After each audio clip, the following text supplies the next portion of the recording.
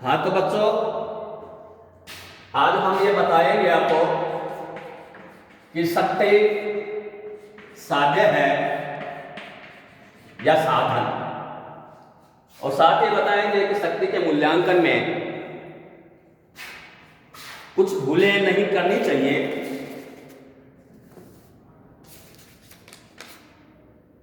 जैसे अंतरराष्ट्रीय राजनीति में शक्ति एक साधन है। राज्य दूसरे राज्यों के व्यवहार को क्यों नियंत्रित करना चाहते हैं? जिस प्रकार धन एक साधन है और धन से अन्य कई चीजें खरीदी जा सकती हैं, उसी प्रकार शक्ति विदेश नीति का एक साधन है और शक्ति के माध्यम से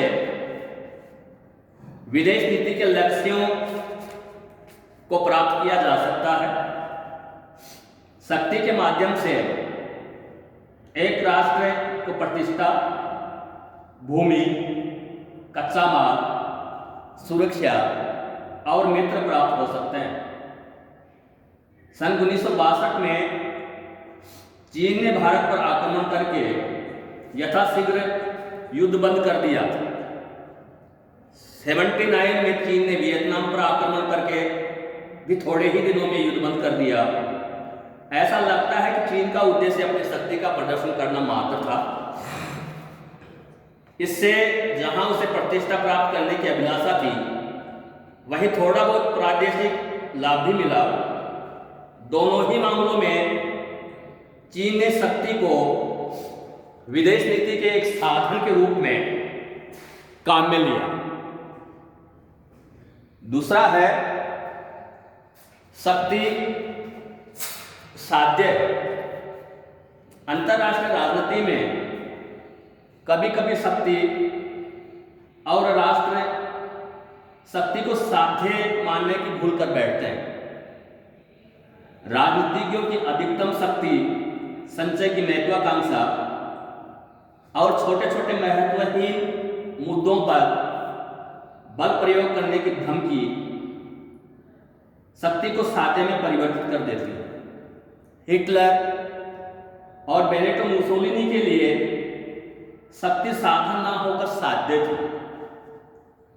मार्गेंथाउ के राजनीतिक यथार्थवाद में 6 सिद्धांतों का निचोड़ यही है कि राष्ट्रीय हित को शक्ति के परिप्रेक्ष्य में परिभाषित किया जा सकता है, अर्थात शक्ति ही राष्ट्रीय हित है और प्रत्येक राष्ट्र की विदेश नीति का अंतिम उद्देश्य शक्ति का अर्जन है। शक्ति अपने आप में एक उद्देश्य भी है।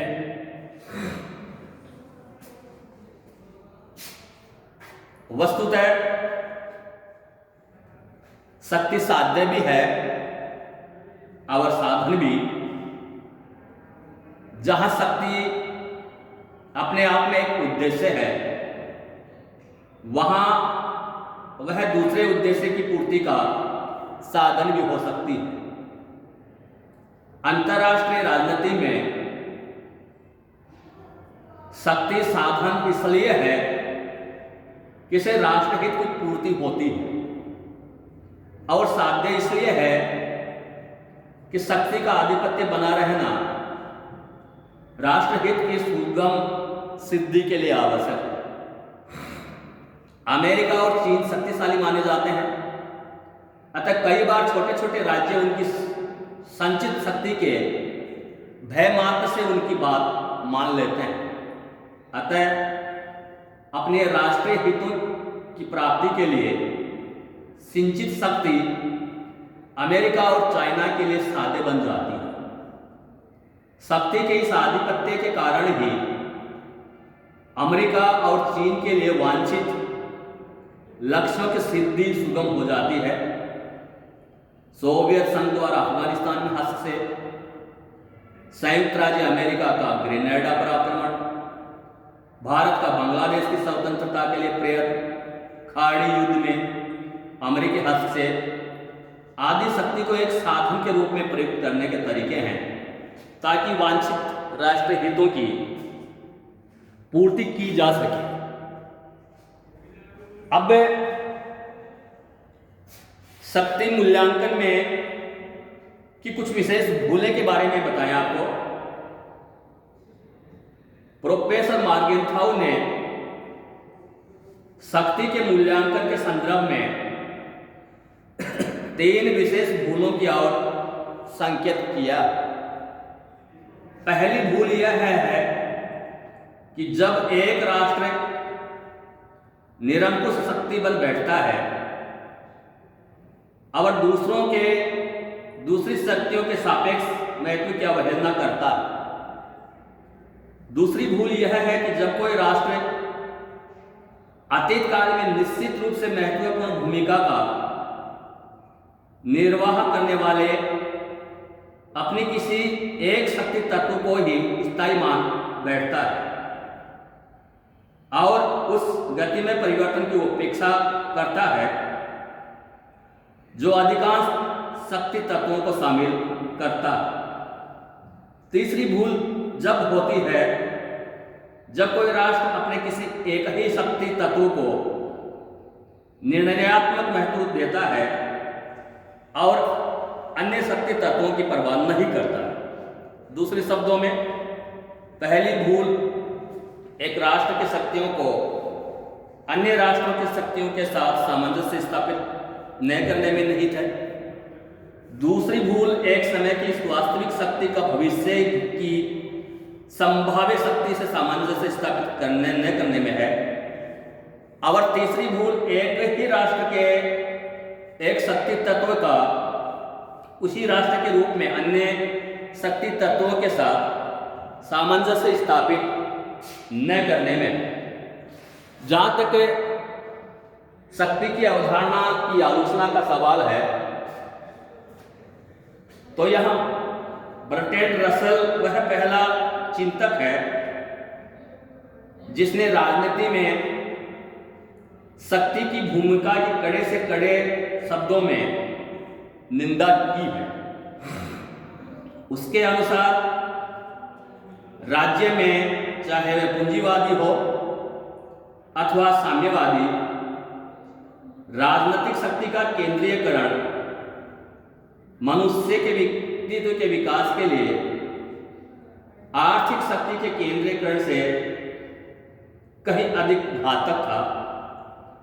वह मानता था कि राज्य की शक्ति में वृद्धि अंतर्राष्ट्रीय क्षेत्र में भी उतनी ही खतरनाक थी जितनी घरेलू राजनीतिक क्षेत्र में।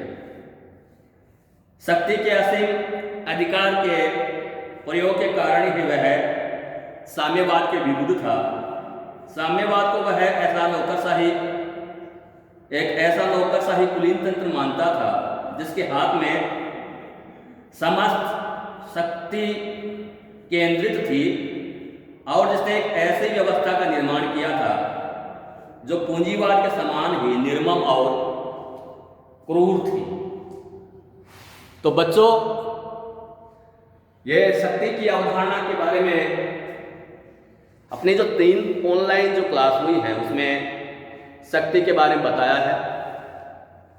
पहली जो अपनी ऑनलाइन क्लास थी उसमें शक्ति की अवधारणा का सामान्य परिचय और शक्ति क्या है इसको परिभाषित करना था। दूसरी जो अपनी क्लास हुई थी उसमें शक्ति कितने प्रकार की हैं। 3 प्रकार मैंने बताए थे आपको, फिजिकल पावर, इंटेलेक्चुअल पावर और आर्थिक पावर। और उसी में हमने शक्ति को काम में लेने की जो विधियां बताई थी, जैसे समझाना, प्रलोभन देना, दंड की धमकी देना और लास्ट में जो इसको काम में लेने की जो विधि है वह अंतिम जो विधि है वो हमला करने से संबंधित होता है। और आज की जो अपनी ऑनलाइन क्लास थी इसमें हमने बताया कि शक्ति साध्य है या साधन है। तो शक्ति साध्य भी है और साधन भी है। हिटलर मुसोलिनी जैसों के लिए साध्य थी और जिस प्रकार से धन के माध्यम से रोटी खरीदी जाती है, उसी प्रकार से शक्ति के माध्यम से अपने जो राष्ट्रीय हित हैं वो पूरे किए जाते हैं। और शक्ति के मूल्यांकन में जो मार्गरेखाओं ने जो भूल बताई थी, उनका भी संक्षेप में आपको परिचय बताया गया है। और बर्ट्रैंड जो रसेल थे, उनके शक्ति के बारे में क्या विचार थे, ये भी आपको बताए थे।